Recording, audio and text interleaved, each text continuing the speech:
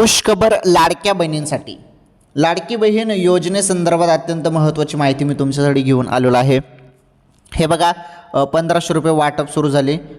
याबद्दल मी तुम्हाला सर्व सांगतो. परंतु काय झालेलं आहे, भरपूर बहिणींकडून KYC करताना एक मिस्टेक झालेली आहे.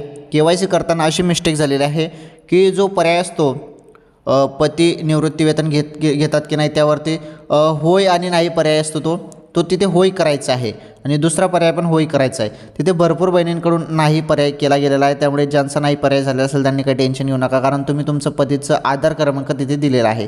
त्यानंतर तुम्ही जरी तिथे नाही ऑप्शन केलेलं असेल, म्हणजे तुमचे पती सरकारी वेतन घेतात असं तुमच्याकडून झालेलं असेल, तर मग ते तुमचा पतीच्या जे आधार क्रमांक आहे किंवा वडिलांचा आधार क्रमांक टाकलेला आहे तुम्ही, त्यावर ते चेक केलं जाईल आणि बघितलं जाईल की खरंच तुम्ही वेतन घेतात की सरकारी कर्मचारी आहेत का.